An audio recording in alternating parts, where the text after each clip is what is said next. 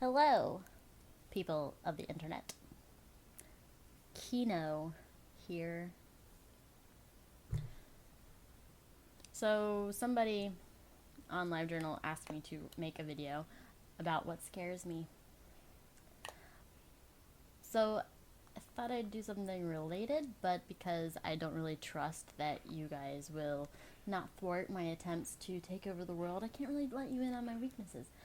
So, we'll do something about how I got into horror instead. So, when I was a kid, Halloween was a big thing. We did the typical trick-or-treating and uh, pumpkin carving and all that stuff. But my family would also go to haunted houses, and sometimes we would bring the entire extended family. So it was like my aunts, my uncles, my cousins, and it was all of us, and we're just like crazy.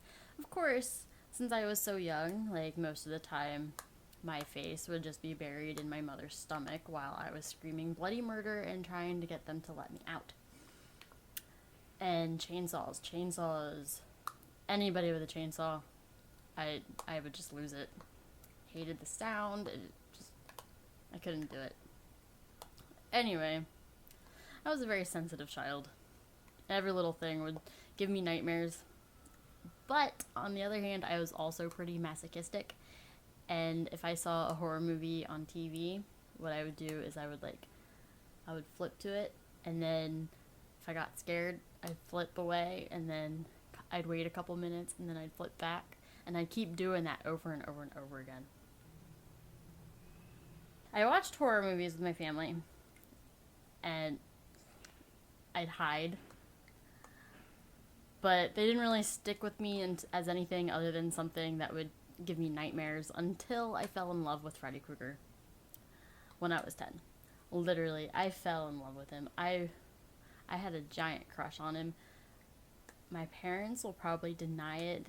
I don't think they know about it. It was pretty internal. I didn't express it because I didn't think that was normal to have a crush on this dream psycho killer. Anyway, so I kind of wanted to be him at the same time, which if I admitted that, someone probably would have admitted me somewhere, which probably would have saved some things down the road. But anyway,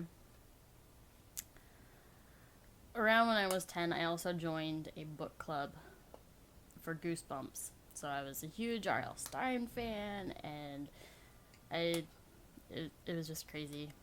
From then, it was just like a chain reaction. It's just horror this, horror that.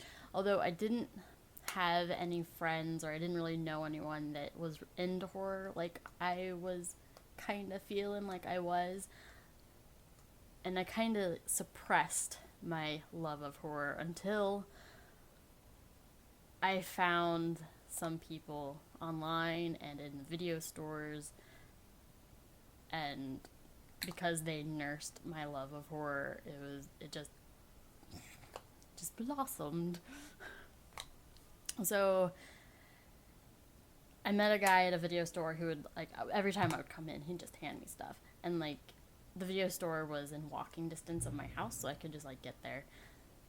The one manager would try to call my parents to see if I could rent certain movies, but this guy just kind of let me do whatever I wanted, which was pretty cool.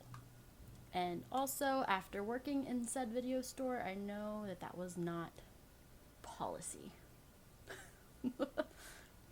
Which I eventually became like that guy. Anyway, people that I met online, they gave me recommendations, and some even sent me huge books of DVDs for me to watch. Like, the generosity of these strangers who wanted to share this love of horror with me was just amazing, and it is what keeps me involved in horror today. Since then, I've studied horror in film school. I worked for 2 horror magazines. I started my own horror web series, which is resurrecting this year. And naturally, I also started making my own horror movies, which hopefully one is screening soon. So yeah.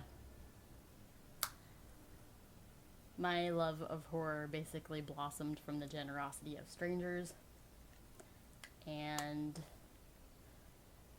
they are responsible for who I am today. Partially responsible for who I am today. So, yeah.